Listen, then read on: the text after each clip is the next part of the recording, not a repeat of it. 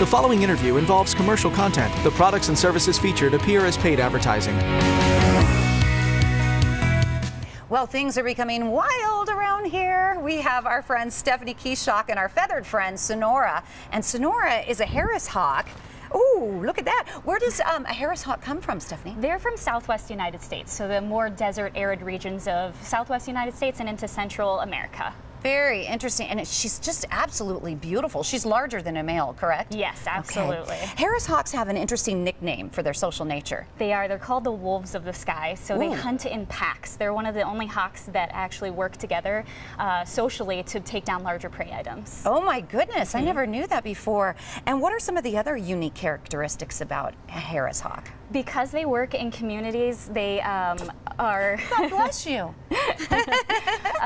They're pretty fun. They have this really cool thing that they do called stacking. So since they don't have high things to perch on, they'll actually perch on themselves. So they will stand on each other's backs up to 7 birds high to get a better view. You're kidding. That would be a really cool picture. Yeah. That would be awesome. So we can see Sonora and other Harris hawks at the Denver Zoo. Yes. What time normally? So we have a male Harris hawk that's in our wildlife show. That's at 10:45 and 1:30 every day. Okay. And then Sonora takes time out at our Be a Zookeeper zone. So she's out there depending on the day, and she'll be down there for the day when she's down there. But we take turns with our different animals, so it's kind of a surprise sometimes. Tell me more about the Be a Zookeeper zone. What's that all about? So it's a new zone that we have that we opened about 2 years ago that is designed to help kids understand what it is to actually be a zookeeper, what is entailed with us working with our animals every single day, that it's not just playing with the animals, it's how to take care of them, how we enrich them, how we train them, and do a lot of different things throughout the day with them. What are the best ages for that, become a zookeeper? I would say under 10 are our best ages. Really? So they will really get to find out how to take care of some of our animals. We actually bring out guinea pigs there,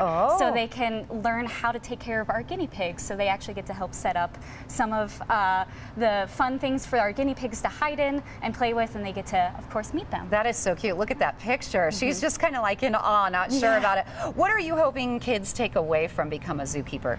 We really focus on the science of zookeeping. So there are more ways to be a scientist than just what we think of lab coats. So being a scientist is also being a zookeeper. So there's a lot of things that go into the zookeeping that is more science related, and it's a lot of fun. You get to do fun things and not just be stuck in a lab. Is there an extra charge if the kids want to go in that zone? No, not at all. Yep, it's part of your admission. That's great. Yeah. Again, this is all at the Denver Zoo, and if you're just tuning in, Sonora is a Harris hawk, which is really, really cool, larger than a male hawk, correct? Okay. Yes. And not too far from that Be a Zookeeper zone is another zone. It's the wildlife show, right? Yes, yeah. So that's where we have our male Harris hawk, who's about half her size, and he flies in the show. So it is a free-flighted bird show. We have other mammals that are in it as well, so it's about a 20-minute show, all about training. So we're really excited to share what it is that we do as far as training our animals this year. What about new animal features? So we have with us 2 new crowned cranes. So they're very large birds that are in our show. One of them flies, and one of them is kind of a surprise that walks across the stage at the beginning of the show. And featured also is a pig. Yes, Charlie. Charlie is our Vietnamese potbelly pig, and he is a great way to connect kids to the animals they might have at home. Pigs actually make really good pets. So there's Charlie sitting down. He demonstrates a lot of the same behaviors that you can do with a dog at home. Yeah, pigs I hear are very, very smart, right? Very smart. That's interesting. Yeah. Also a porcupine. Yes, who's a crowd hit. Everybody loves Quill, our North American porcupine. Okay, let's go back to Sonora. Yeah. Is it easy to train Sonora? Is it difficult to train a Harris hawk? It really depends on personality. Harris hawks are very smart birds. So unlike many other birds, they have a high intelligence. So it is a bit easier to train these guys than some of our other birds. I can't help it, but standing close to a hawk like this, there is just a little, I'm a little timid. She's mainly friendly though, isn't she? Yes, yeah, she's very used to it. She's lived her entire life coming out and being what we call an animal ambassador. So she's used to coming out in this environment and being around people. So actually what she did in the very beginning of the take was that she roused. So lifting all those feathers up, fluffing them out means that she's really comfortable. Oh, that she is. Oh, that's great. I'm glad I can make you comfortable, Sonora. Do Harris hawks migrate?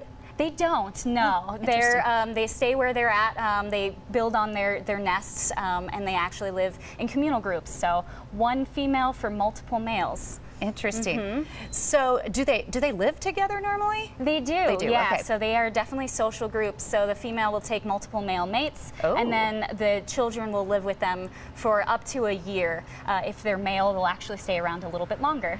Since she takes multiple male mates and she's bigger than the males, is she the dominant one, the female? She is, yep. Oh, gotcha. So when they hunt in social packs, the males will flush out and chase down the prey on like a jackrabbit, and it's the females that actually will do the ambushing and take down the prey item. Interesting. And besides the size, is there another way we can tell the difference between a male and a female? No, not really. The coloration's very much the same, so size is your best guess. How big do they get?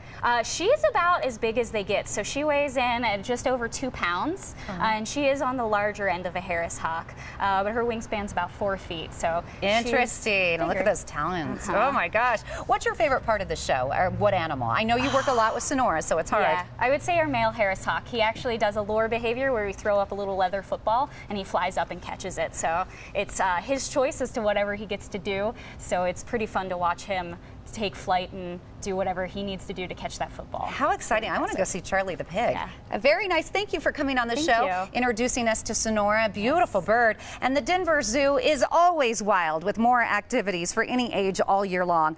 Learn more online. Go to denverzoo.org. That's denverzoo.org. And be sure to check out the new traveling exhibit, which is dinos.